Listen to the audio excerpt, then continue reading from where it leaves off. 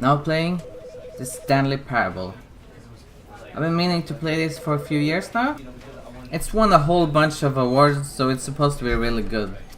Anyway, enough of that. Let's get started with the Stanley Parable. This is the story of a man named Stanley. Stanley worked for a company in a big building where he was employee number 427. Employee number 427's job was simple. He sat at his desk in room 427 and he pushed buttons on a keyboard. Orders came to him through a monitor on his desk, telling him what buttons to push, how long to push them, and in what order. Exciting This job. is what employee 427 did every day of every month of every year.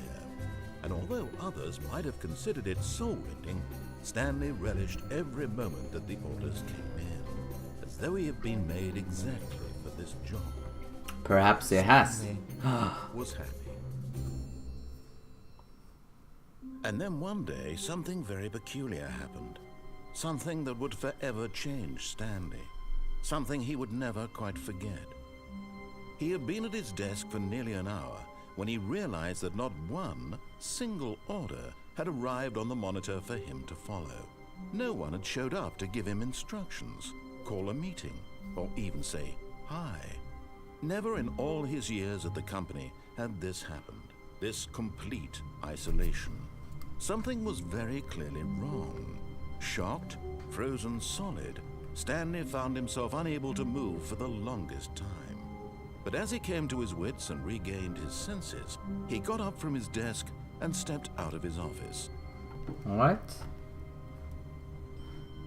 So this is my office?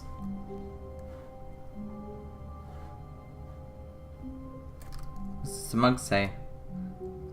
I hate Mondays. I thought I loved this job. I relished every moment. This game is already a liar. Controls are weird. Like they're a bit floaty. Gone. What could it mean? Maybe Stanley there's a decided to co-worker go here. Perhaps he had simply missed a memo. No matter how hard Stanley looked, he couldn't find a trace of his co-workers. This monitor is on. All the other monitors are off. Is there a zoom button? I turned it off. Was it me? Did it Stanley went turn around off by touching itself? every little thing in the office, but it didn't make a single difference, nor did it advance the story That's in clever. any way. Oh.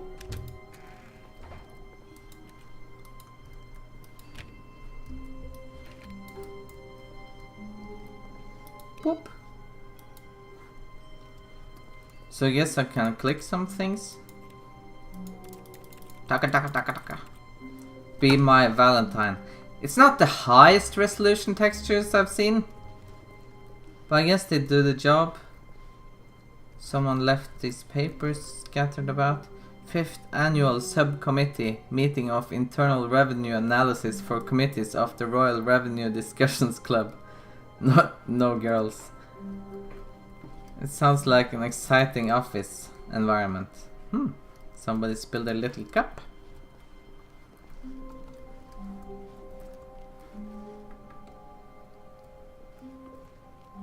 When Stanley came to a set of 2 open doors, he entered the door on his left. Oh. But that makes me want to enter the door on the right. But I don't want to ruin the story. Oh, the door closed behind me. Oh, I was just gonna peek inside a little bit. Oh, I really wanted to go right too. Ah, I'm sad now. Ooh, dark room. Tips for Yet not there getting was not fired. a single person here either. Feeling a wave of disbelief, Stanley decided to go up to his boss's office, hoping he might find an answer there. And this is great advice. How to solve a dispute with a coworker. Let it ball up inside you.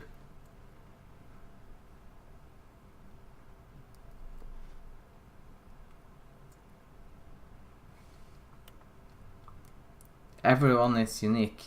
you most of all. This is very officey. Number of slides on this slide. I don't think a pie chart is the most efficient way to present this information.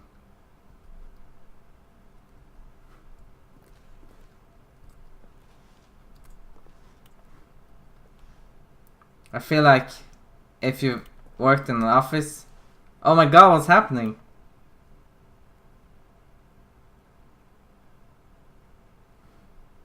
And who is changing the slides? Let me see. No, I can't jump. Oh no! Games without jump buttons will be the death of me.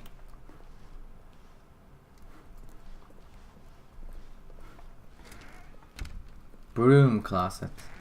Finally a door I can open. Stanley stepped into the broom closet, but there was nothing here, so he turned around and got back on track. Nothing here? There's gaffer tape. The most precious of all items. Yeah, fine. Coming to a staircase, Stanley walked up You know what? to his No. boss's office. No, I'm not falling for that one again. This time I'm doing what I wanna do. Ooh. Does a hobo live out under here? It's nice and warm from... Oh no, this is the garage. But Stanley just couldn't do it. He considered the possibility of facing his boss. Admitting he had left his post during work hours, he might be fired for that. And in such a competitive economy, why had he taken that risk? All because he believed everyone had vanished? His boss would think he was crazy. And then something occurred to Stanley. Maybe, he thought to himself, maybe I am crazy. All of my co-workers blinking mysteriously out of existence in a single moment for no reason at all. None of it made any logical sense. Is this... And as Stanley pondered this, Is he began this to make whole we're other strange repeating? observations. For example, Am I in PT? why couldn't he see his feet when he looked down? It's the same! Doors closed automatically behind him wherever he went. I didn't realize this was a horror game. Were starting to look pretty familiar. I don't play horror games. No, Stanley said. Oh no. This is all too This is strange scary. to be real. And at last, he came to the conclusion that had been on the tip of his tongue. He just hadn't found the words for it. I'm dreaming! He yelled. This is all. Please let me out. Oh, what a relief, Stanley. The doors are closing behind Finally me. found an answer, an explanation. His co-workers weren't actually gone. He wasn't going to lose his job. He wasn't crazy after all. And he thought to himself, I suppose I'll wake up soon. I'll have to go back to my boring real-life job pushing buttons. I may as well enjoy this while I'm still lucid. So, he imagined himself flying and began to gently float above. I'm flying! Then No. he imagined himself soaring through space on a magical starfield, and it too appeared. What? It was so much fun, and Stanley marveled that he had still not woken up. How was he remaining so lucid? And then perhaps the strangest question of them all entered Stanley's head. One he was amazed he hadn't asked himself sooner. Why is there a voice in my head dictating everything that I'm doing and thinking? Now the voice was describing itself being considered by Stanley, who found it particularly strange. I'm dreaming about a voice describing me, thinking about how it's describing my thoughts, he thought. And while he thought it all very odd and wondered if this voice spoke to all people in their dreams, the truth was that, of course, this was not a dream. How could it be? Was Stanley simply deceiving himself, believing that if he's asleep, he doesn't have to take responsibility for himself? Stanley is as awake right now as he's ever been in his life. Now, hearing the voice speak these words was quite a shock to Stanley. After all, he knew for certain, beyond a doubt, that this was in fact a dream. Did the voice not see him float and make the magical stars just a moment ago? How else would the voice explain all that? This voice was a part of himself too. Surely, if he could just... He would prove it. He would prove that he was in control, that this was a dream. Yes, please. So he closed his eyes gently, and he invited himself to wake up. He felt the cool weight of the blanket on his skin, the press of the mattress on his back. Oh god, that made me The tired. air of a world outside this one. Let me wake up, he thought to himself. I'm through with this dream. I wish it to be over. Let me go back to my job. Let me continue pushing the buttons. Please, it's all I want. I want my apartment, and my wife, and my job. All I want is my life exactly the way it's always been. My life is normal. I am normal. I'm starting to regret going down instead of up. I am okay.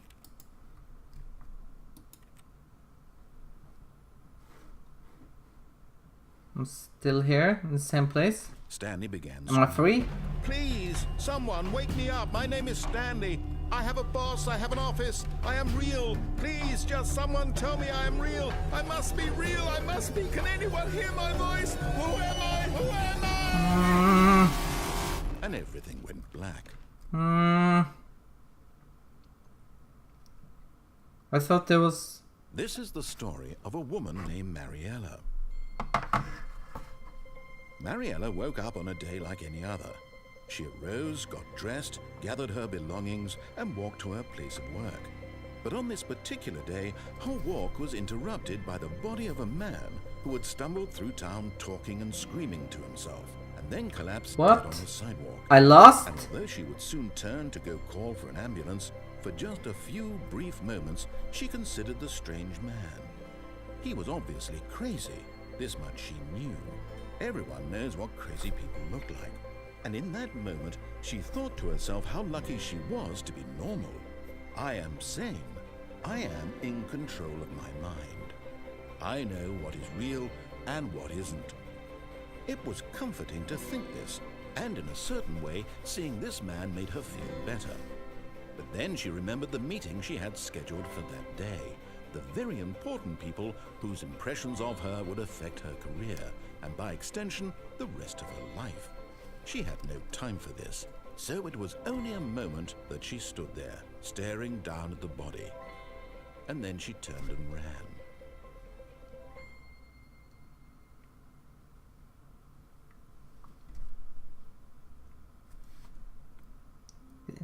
Is that it? Did the game reset? I think it did. Didn't try. What? I guess this is a good time to end the episode. Episode 1 of Stanley Parable. I'm definitely gonna play this some more. It was really interesting. And I think next time I'll stay on script.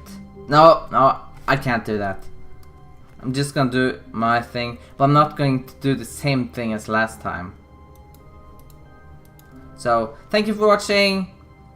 Like and subscribe this shit. Yeah. See you later. Bye.